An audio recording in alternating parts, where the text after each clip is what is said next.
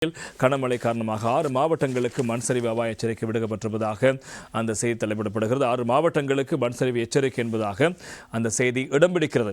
நாட்டின் சில பகுதிகளில் கனமழை பெய்து வருவதால் 6 மாவட்டங்களுக்கு மண் சரிவு அபாய எச்சரிக்கை விடுக்கப்பட்டிருக்கிறது. இப்போது தென்மேல் பருவப்பெயர்ச்சி காலநிலை தீவிரமடைந்திருக்கிறது. இதனால் பல பகுதிகளில் இன்றைய தினம் 100 மில்லிமீட்டருக்கும் அதிக கனமழை பெய்ய சாத்தியம் இருப்பதாக சுட்டிக்காட்டப்படுகிறது. வளிமண்டல திணைக்களம் நேற்று இந்த அறிவிப்பை வெளியிட்டிருக்கிறது. அந்த மண் சரிவு முன்னெச்சரிக்கை இன்று காலை 10 மணி வரை அமலில் இருக்கும் என்று தேசிய கட்டிட ஆராய்ச்சி நிறுவன நிலையம் அறிவித்திருக்கின்றது.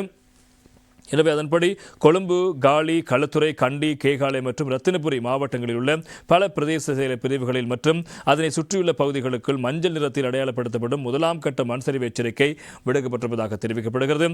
கொழும்பு மாவட்டத்தில் சீதாவாக்கை பிரதேச செயலக பிரிவு, அதனை அண்டிய பகுதிகளில், காலி மாவட்டத்தில் எல்பட்டிய பிரதேச சபை பிரிவுகள் மற்றும் அதனை அண்டிய பகுதிகள், களுத்துறை மாவட்டத்தில் பாலிந்துணுவர மற்றும் இங்கரிய பிரதேச செயல பிரிவுகள் மற்றும் பாலிந்துணுவர பிரிவுகளுக்கு மண் சரிவு அபாய எச்சரிக்கை விடுக்கப்பட்டிருக்கிறது.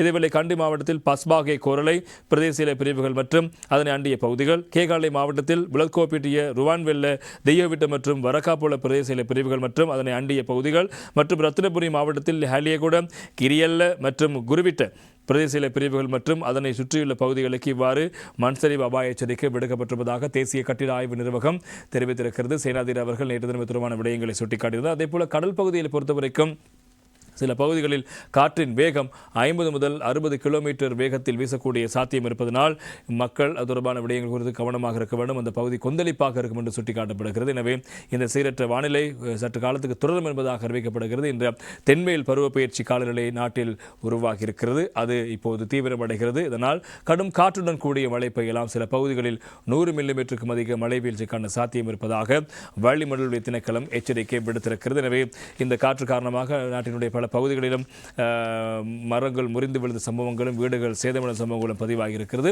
எனவே மக்கள் இந்த விவகாரம் கவனமாக இருங்கள். வெளியில் செல்கின்ற போது இந்த உங்கள் பகுதியினுடைய வானங்கள் மப்பமந்தாரமாக இருந்தால் குடையெடுத்து செல்வது அல்லது பைக்கில் பயணிக்கின்றவர்கள் ரெயின்கோட் செல்வது, பாடசாலை பிள்ளைகளுக்கு உரிய பாதுகாப்பு வழங்குவது உள்ளிட்ட போக்குவரத்து தொடர்பான விடயங்களிலும், அதே போல நீங்கள் தொழில் புரிகிற இடங்களிலும், அதே போல பயணம் செய்கின்ற இடங்கள் குறித்தான விடயங்கள் குறித்தும் மிகுந்த அவதானமாக இருக்கின்ற விடயத்தையும் நாங்கள் கூறிக்கொள்கின்றோம்.